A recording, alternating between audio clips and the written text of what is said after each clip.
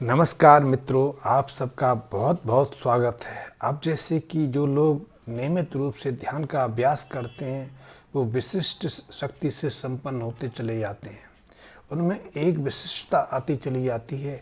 उनका व्यवहार, बर्ताव, दूसरों के साथ संबंध विशिष्ट बनते चले जाते हैं। वो ऊर्जा से लबालेस हो जाते हैं। उनका जो ऑरा मंडल है, उनका जो प्रभाव मंडल है, विशेष आकर्षण शक्ति से संपन्न होता चला जाता है। इसलिए जो भी व्यक्ति उनके संपर्क में आता है उनके प्रति आकर्षित होता है। आकर्षित ही नहीं होता, उनका स्वयं का बन जाता है। जो लोग नियमित रूप से ध्यान का अभ्यास करते हैं उनमें निर्णय लेने की अद्भुत क्षमता आ जाती है। वो दुखों को सहजता से सॉल्व कर लेते हैं, परेशानियों का हल निकाल लेते हैं। ध्यान में बहुत अद्भुत शक्ति है। आप ध्यान में प्रवेश होना चाहते हैं, आप ध्यान का अभ्यास करना चाहते हैं, ध्यान की अनुभूति करना चाहते हैं, तो उसमें आगे बढ़ें। उससे पहले एक छोटा सा प्रयोग करके देखिए। उस प्रयोग से ही आपको ध्यान की शक्ति का एक अनुभव होने लगेगा। ध्यान की शक्ति को आप स्वयं अनुभव करने लगेंगे। तो इसके लिए सबसे पहले आप किसी सुखासन में बैठ जाइए, किसी भी योग आसन में बैठ जाइए। चाहे वो पद्मासन की मुद्रा हो सकती है, सुखासन की मुद्रा हो सकती है। आप किसी भी सुगम आसन में बैठ सकते हैं। आसन बहुत महत्वपूर्ण है, तो आसन का सिद्ध होना, आसन में बैठना बहुत महत्वपूर्ण है। इसके बाद आप शांति से अपनी कमर को सीधा रख के 5 मिनट तक गहरे लंबे श्वास लेने और छोड़ने का अभ्यास करें।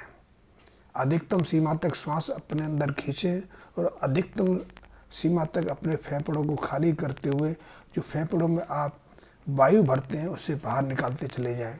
जब सांस को बाहर निकालें तो एक अनुभव करें, एक कल्पना करें कि आपका शरीर तनाव मुक्त हो रहा है, आपका शरीर शिथिल हो रहा है, आप शांति की मुद्रा में प्रवेश हो रहे हैं। और जब आप श्वास को अंदर खींचते हैं तो अधिकतम सीमा में शरीर को तानते हुए, शरीर को खींचते हुए श्वास को अंदर भरें। और ऐसे में श्वास को अंदर भरने और छोड़ने से एक प्राणायाम की क्रिया होने लगती है। उस क्रिया को हम नाड़ी शोधन प्राणायाम कह सकते हैं। नाड़ी शोधन ध्यान में प्रवेश करने या योग को साधने के लिए सबसे उत्तम साधन है, क्योंकि जब नाड़ी शोधन का हम अभ्यास करते हैं, मैंने नाड़ी शोधन का एक नया अलग रूप बताया है। वैसे नाड़ी शोधन के कई रूप योग शास्त्र में वर्णित किए हैं, तो मैंने जो रूप बताया है उसका अभ्यास करेंगे तो उससे 2-3 लाभ आपको मिलेंगे। पहला तो ये कि जो नाड़ियाँ हमारे शरीर के अंदर फैली हुई हैं और इनकी जो लंबाई है वो लाखों किलोमीटर है। यद्यपि आधुनिक शोधकर्ता, आधुनिक शरीर शास्त्री इन नाड़ियों के विषय में अभी ज़्यादा चर्चा नहीं करते, लेकिन नाड़ियों का अस्तित्व तो हजारों साल पहले से स्वीकार किया गया है। इसलिए योग शास्त्र में ऐसी 72,864 नाड़ियों का वर्णन है। और ये बहुत महत्वपूर्ण है कि यही नाड़ियाँ हमें जीवन प्रदान करती हैं, स्वस्थ रखती हैं, सक्रिय रखती हैं और यही आगे बढ़ने के लिए हमें प्रेरित करती हैं। इन्हीं नाड़ियों को लेकर एक पूरा चिकित्सा विज्ञान ही चीन में उत्पन्न हो गया था, जिससे हम एक्यूपंक्चर पद्धति कहते हैं। इसके माध्यम से जो चीन के एक्यूपंक्चर स्पेशलिस्ट हैं, विशेषज्ञ हैं, वो असाध्य से असाध्य बीमारी का निराकरण कर देते हैं।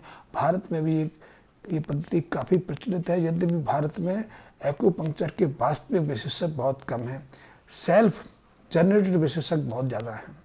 तो आप जब श्वास को गहरा खींचते हैं, गहरा छोड़ते हैं, उसके माध्यम से जो नाड़ियों का शोधन होता है, नाड़ियों के शोधन से अंदर से युक्त तनाव जो है, हमारी जो अंतरात्मा पे जो पुराने जीवन के या पुराने जन्म के जो अब अनावश्यक सोच हैं, विचार हैं, कामनाएं दबी रहती हैं, उनका शोधन होता है और हम अंदर से काफ़ी शुद्ध अनुभव करने लगते हैं, काफ़ी हल्का अनुभव करने लगते हैं।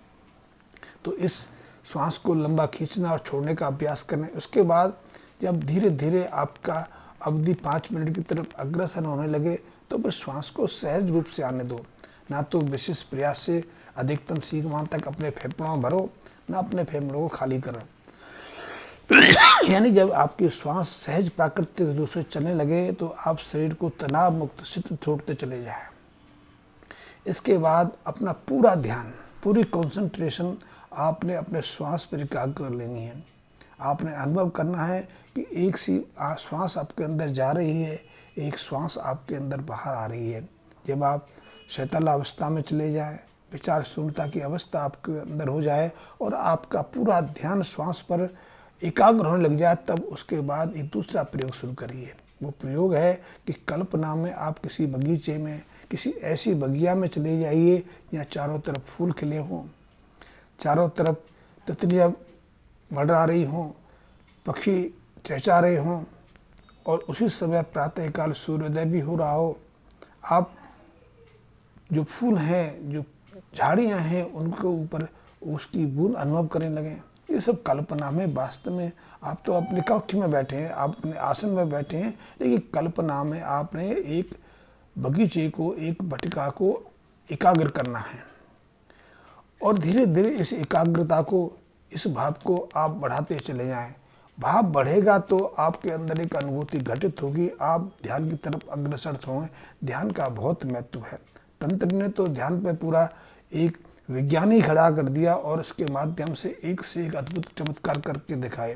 लेकिन मैंने एक छोटा सा प्रयोग आपको बताया, इसको करके देखिए, इस प्रयोग पर अग्रसर होते रहिए और जैसे जैसे आपकी एकाग्रता बढ़ती चली जाएगी, आपके कल्पना में वो बगीचा साकार होता चला जाएगा। आप बगीचे के उन पुष्पों को, उन झाड़ियों को, उन तितलियों को, उस ओस को अनुभव करने लगेंगे तो फिर एक अलग अनुभव होगा। धीरे धीरे आपकी एकाग्रता बढ़ती जाएगी। आप ओस को अनुभव कर रहे हैं, ओस की शीतलता को अनुभव कर रहे हैं, ओस से जो पानी टपक रहा है उसको आप अनुभव कर रहे हैं।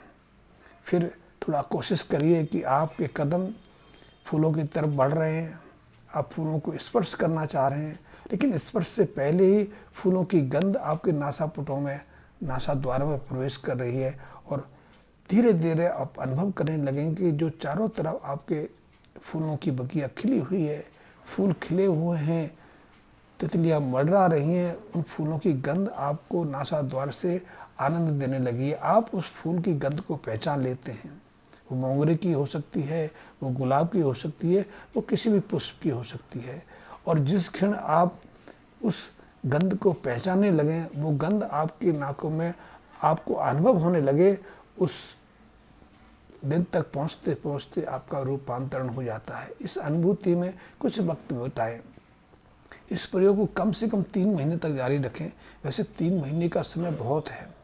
3 महीने से पहले ही आपकी जो चेतना है, आपकी जो उतली जो जागरण की शक्ति है, जो जागृति है, वो शांत हो जाएगी और आपकी चेतना जो है, आपकी जो उतली जो चेतना शक्ति है, वो आपके अंतस में प्रवेश करने लगेगी और उसके कारण आपके अंदर बहुत सारे अनुभव होने लगेंगे, बहुत सारे रूपांतरण होने लगेंगे।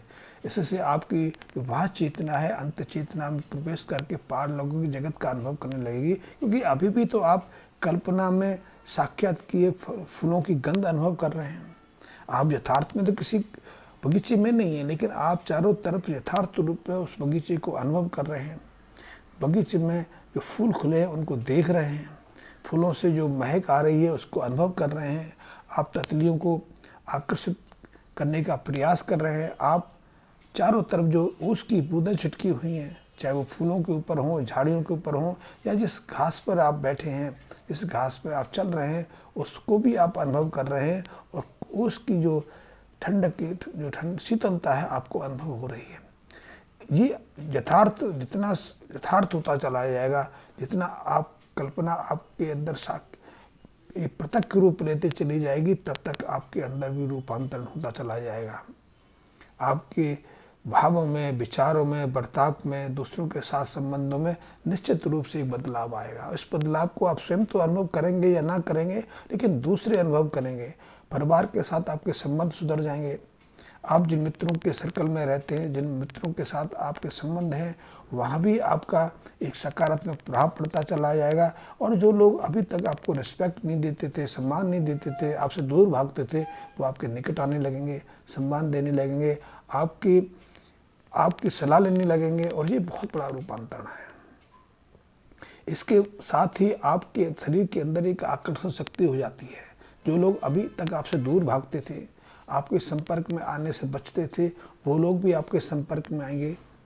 क्योंकि आपका इस चेतना का अंत चेतना में प्रवेश करते करते आपका जो प्रभाव मंडल है, आपके शरीर के चारों तरफ जो ऊर्जा का एक वर्तुल है, जो आभा मंडल है, उसमें भी एक सम्मोहन शक्ति पैदा होती चली जाती है, एक आकर्षण शक्ति आ जाती है और वो आकर्षण शक्ति सबको आपकी तरफ खींचती है। इसलिए आप विशिष्ट बनते चले जाते हैं, आपकी निर्णय लेने की क्षमता सुधर जाती है, आप बहुत सारी परेशानियों का स्वयं समाधान ढूंढ लेते हैं, या फिर आपके जीवन में कोई विषय परेशानी का कारण नहीं बनता क्योंकि आप में सहज भाव आ जाता है।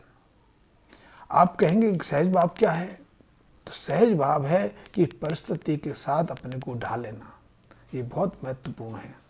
जो जीव जंतु या कोई भी अपने को उस परिवर्तित जीवन शैली के अकॉर्डिंग नहीं ढालता, वो समाप्त हो जाता है, वो विलुप्त हो जाता है। और यही तो कष्ट का कारण है। कष्ट का कारण ये नहीं कि आपके पास अपार की कोई सीमा नहीं। समुद्र में जो यात्रा करते हैं वो प्यास से मर जाते हैं क्योंकि वो समुद्र का पानी पी नहीं पाते, या फिर यदि आपको समुद्र में फेंक दिए जाए तो आप ज़्यादा समय तक जीवित नहीं रह सकते। समुद्र पानी है और आपके अंदर भी 80% पानी है। पानी में गिरने के बावजूद भी आपकी मृत्यु हो जाती है क्योंकि ना तो आप समुद्र के पानी को पी पाते हैं, और समुद्र के पानी की ग्रेविटी उतनी होती है कि वो आपके अंदर के तरल को धीरे धीरे अपनी तरफ आकर्षित कर लेती है। तो यदि आपका शरीर इतना अनुकूल बन जाता है तो आप समुद्र में मृत्यु के शिकार नहीं बन सकते थे। जैसे कि बहुत सारे समुद्री जीव जंतु हैं, उन्होंने अपने को उस स्थिति में रूपांतरित कर लिया। यही बात हमारे भी परेशानियों के साथ में दुखों के कारण है। दुख वास्तव में कोई है नहीं, दुख अनुभव है। जो चीज़ हमें सुख देती है, संतोष देती है, आनंद देती है, हमें गौरवान्वित करती है, वही चीज़ तो हमारे दुख का कारण बन जाती है। तो इस प्रयोग को करते करते आपके अंदर इतना रूपांतरण आ जाएगा कि आप हर समस्या का समाधान स्वेच्छा से ढूंढ पाएंगे, हर चीज़ का सॉल्यूशन आपके पास होगा। और सबसे बड़ी चीज़ है कि आप एक आकर्षण का केंद्र बन जाएंगे, आपकी सलाह दूसरे मानेंगे और आप अपने विवेक से हर समस्या का समाधान कर पाएंगे। ये ध्यान की पहली अवस्था की एक अनुभूति है। इस अनुभूति को करने के बाद आपका सोचना, विचारना, आपका दूसरों के साथ व्यवहार करना सब कुछ बदल जाएगा और आपके जीवन के जो कष्ट हैं निश्चित रूप से उसमें गिरावट आएगी। आप आनंद का जीवन जी सकेंगे